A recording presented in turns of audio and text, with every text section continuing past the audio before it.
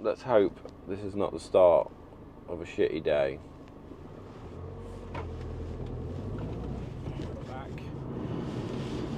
So, bit of a tiny lie-in this morning. Not much when you've got 2 dogs that want the food at 6 in the morning and a 7-month-old baby. So, yeah. Anyway, this first survey I think is for a composite door by the looks of it. The customer isn't going to be in, so she's left the gate open for me. The second one is a report on a bifold. So basically what I've got to do there is write a report. So whoever's fitted it, I don't know who's fitted it, but apparently it's been fitted badly, it's never worked. The customer can't get hold of the person who fitted it, so I need to go write a report and then they can do whatever with it, I don't know if they go to court or whatever, but yeah, I've seen the photos, doesn't look very good, so I'm going to go and do that, and then I'm going to another job that we've won. It's like a big gable window, got to meet the builder there because we need an extra lintel putting in. And that's that for today. That's my phone. That's that for today in terms of being out of the office. I've then got to have a difficult conversation with a customer. It's one of them, I haven't got a good feeling about it. Everything's been great. He's paid his deposit. He hasn't signed his contract yet. And he's pushing me for a date.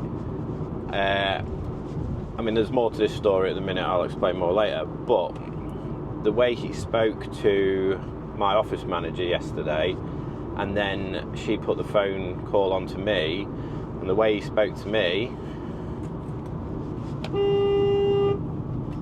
anyway, yeah, the way he spoke to me, really didn't like his tone. He was quite nasty, and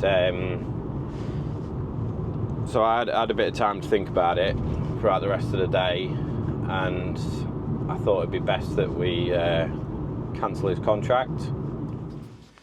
So we've arrived at the first job. A couple of essentials when doing a survey: laser measurer, tape measurer,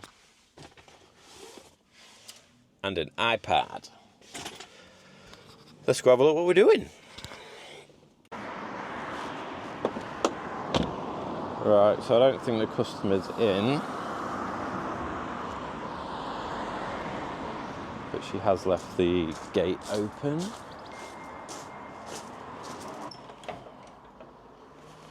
Right then, let's have a look at this. So we've got this door here. So the door they want, let's put that up there, is actually, because this door is too small in the width, they can't have the door they want. So I'm going to have a look at obviously the measurements, and then see the limitations on the door styles, and then see what they can have.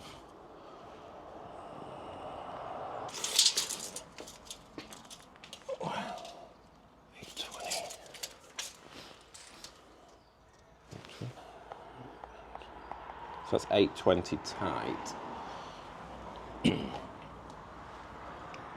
So normally I'd take sort of 10 to 15 mil off.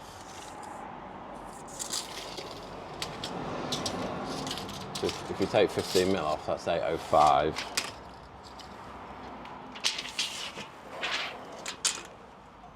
$25.20.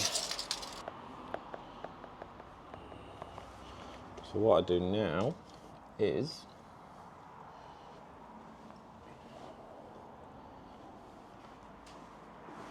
I'll open up the app.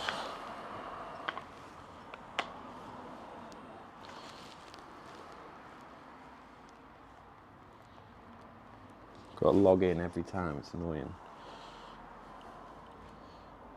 So this gives me a list of jobs that I'm doing today.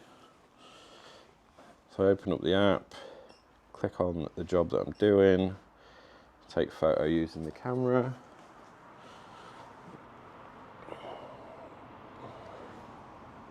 Snap a couple of photos.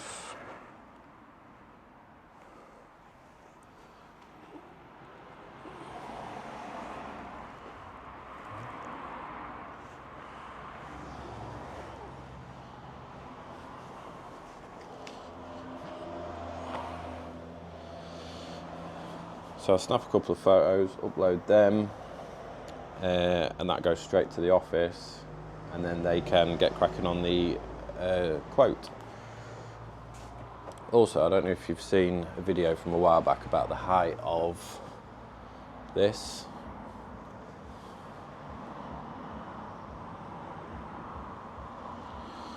So the height of that, I actually made a door with that and it was too low by a couple of inches for building regs, and I didn't realise. So it resulted in me having to buy a whole new door. Click here to see that video.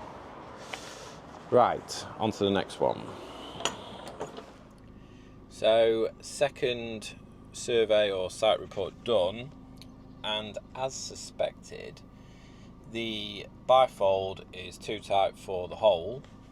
Basically, the builder has fitted it. You know, we've already covered this in a couple of other videos that builders like to fit their own bifolds and they're not very good at it. So they've not allowed a tolerance. Now I allow a tolerance of 10, 12, maybe sometimes 15 mil on a bifold. There's no tolerance in the width whatsoever, and there's no tolerance in the height. So yeah, basically I've given him a couple of options. I didn't film it because I think he wants to take it further with the builder, but I don't think he's going to get anywhere by the sounds of it. The bifold is only 2 years old. It's an Al-UK bifold. I used to manufacture them, but I prefer the Smarts bifolds profile. And yeah, there's 5mm tolerance at the bottom, and you can see it running out on the level. It's running out by 5mm on the lock-in side. The lock-in side is all scraping. When you shut the door, it's ripping out all the gasket, top and bottom. And yeah, it's just a very poorly fitted bifold. So I've given him a couple of options. We take the whole thing out, we redo the brickwork, so that gives us the tolerance. I don't really like refitting bifolds like that, but he seemed desperate. I like to help people. The other option is a new bifold, because he didn't realise that they're actually built to suit, so they're all bespoke. He didn't realise that. So that's another option that he looks like he's considering that. And also, whilst I was here, he wants a bifold for a set of French doors that he's replacing in his lounge. So yeah, nice guy, really nice chap. So hopefully we'll get some work from it. But I'm going to try a few other things first. We're going to change the gasket for him to a different gasket, the same gasket that we use, and go from there. So I'm heading back to the ranch now before my third appointment of the day in about 2 hours' time. So what a day. It's currently 5:20. I just had a lingering headache all day and just can't seem to shake it off. But going back to what I was telling you earlier about the guy that had cancelled his contract, it's all official now. Like I say, we do all our contracts online. I know he had opened it, but he hadn't signed it, so I cancelled it this morning. And then I refunded. He paid on card, and I refunded that as well. I wrote him a really long email, just to say the reasons why I was cancelling, and things like that. I was expecting a backlash. I was expecting him to come down here and have a chat with me face to face. That didn't happen. And he emailed back and said we'd already instructed another window company anyway. But in his email last night, he said he wanted a fitting date, and he wanted to carry on. So I don't know what has gone on there, but yeah, I think I've dodged a bullet there. I think the lesson to take from this is just know when to walk away. Like I say earlier, it's 2 days' work for the lads, and like I said, we're not exactly swimming in work. I mean, it is starting to pick up, but it's just not worth your peace. It's just not worth the sleepless nights. And by how he was acting now at this stage, yeah, you can only imagine if we didn't turn up on site when we said we were going to, because, you know, we do get delays with suppliers and things like that, which is out of our control. It is wrote in our contracts that, you know, things can happen, and which they do. But with him being a property developer, or so-called property developer, he's probably got his plasterers booked in for the day after we're due to finish. Then the painters in and stuff like that, and joiners and whatever. So then we'd have had that. He'd have probably had to pay them to be on standby or pay them extra. I don't know. So it was just like, you know what? Just, I'd rather someone else deal with him. You know, I don't care if another company around here has got it over us. I'd rather not have it than have sleepless nights. So that's done. So that's cancelled. And yeah, we just carry on. So I have got now, like I say, it's 5:20. I've been back here since, I want to say 2 o'clock. I have still got 31 emails in my inbox. In the main inbox for the company, there's 15 in there, but that's not for me to deal with. We have a subfolder called Speak to Daz, which is things that our office manager can't deal with. She needs my input. There's 43 in there. So what's that? 74, top of my head. And then on our CRM system, I have got 20 like sticky note pad things, like these things. It's replaced them, so we don't have them anymore, even though I've still got loads on my desk. I've got 20 of them to deal with, but I'm just absolutely fried today. My head's banging, so I think the best thing to do is call it a day right now, and then hit it in the morning. So that's what I'm going to do. So I will see you tomorrow. So, another day. Back at my desk. Another fun-filled day. So, what have I got on today? Yeah, yesterday I had a headache, so I went home earlier than usual, because I just can't function when I've got a headache. Back today, no headache, which is great. So, I've got quite a lot of emails to get through, a few little tasks that my office manager has set me as well. I'm going to do them first before she gets here, and then she's got something that she can crack on with. The lads are on a job that we started a couple of months ago, and there was a few issues with the actual building itself, the house. It's a horror house. I won't go into it, it's a long story. So they're finishing that today so we can get paid. It's dragged on too long. That's that. They're on that. what else have I got to do today? I've got a showroom appointment in a couple of hours. And then I've got a survey for 2 doors, which is the final survey, so we've won that job. So that's good. And then I've got somebody coming in later tonight to look at the showroom to build me some frames for the doors. I was going to buy some steel frames, sort of freestanding, so the composite doors can sort of sit in them, but the price of them, I will eventually get them, but at the minute they're just too costly. So, and everything's going up. I'm still trying to negotiate with my supplier, my aluminium supplier, for some bits and bobs. Unsuccessfully so far, which is a bit ridiculous, considering I've sold quite a lot from them. So that's that.